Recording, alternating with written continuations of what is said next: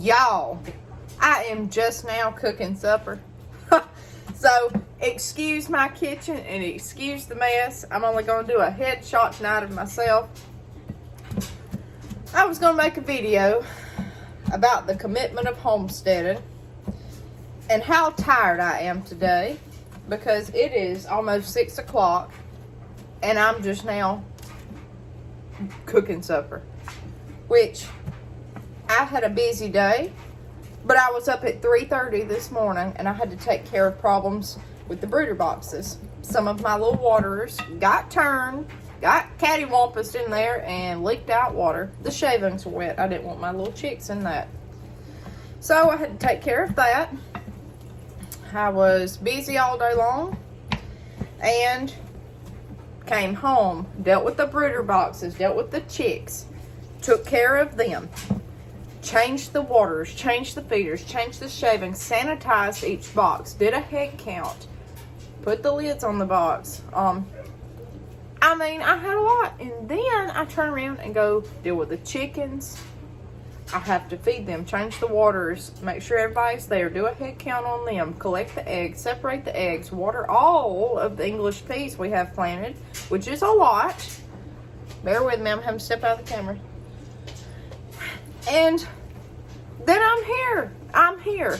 But you know what? I shouldn't complain. I should not complain because this is what I signed up to do. I have expected problems to arise and it's just been a long day.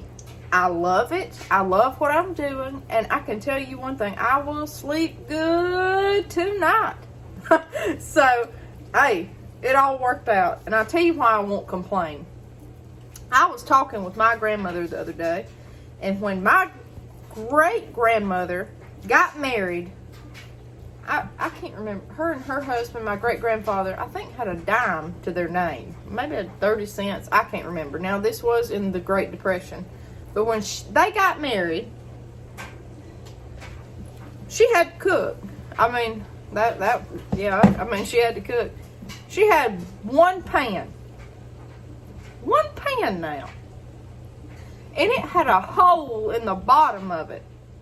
Can you imagine me standing here now cooking with one pan, I got 3 on the stove right now I'm looking at, with a hole in the bottom. She put a wet soap rag in that hole and made it work. She had to. She had no choice. Now, I have a choice. And I think today that's why some people complain, because they got a choice to not have that option. They had no option. They had no option back then. They had to make do. And you know what? They did okay. They did just fine. So, I should not complain at all.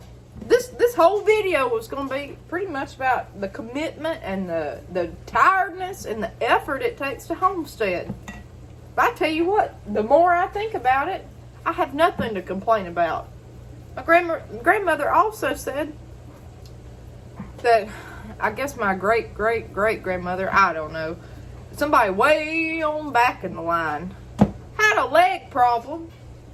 Now, this is probably in the 1800s, I don't know. She lived somewhere in South Alabama and had to come up here, where I'm at in Central Alabama, by horse and buggy. Horse and buggy to get her leg fixed. She had to ride all day, horse and buggy, to get her leg fixed. I bet she felt like $1 million after it was fixed. She was so appreciative. So you know what? I have nothing to complain about. I'm standing here cooking supper. I'm doing what I love. I have nothing to complain about whatsoever. Life is good. It does take commitment. Everything takes commitment if you want it to do well in life. And I would highly suggest, if you were thinking about getting into homesteading, think long and hard if you want to take on an extra commitment that really is not necessary. But to some people, it is necessary. To me, this is necessary to preserve this way of life and know that I can pass this down. The knowledge I am learning by failures.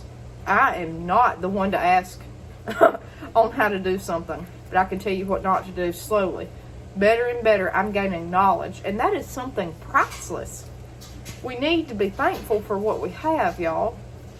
Imagine if you didn't have running water in your house and had to go out and get well water. Imagine bath time. You know, and not anything but a dime to your name. Be thankful for what you have and stick the course, because you know what? Anybody homesteading now, we got it made. We have got it made. We have technology at our fingertips. And we can look up anything we want to via the internet. We are so blessed to have that.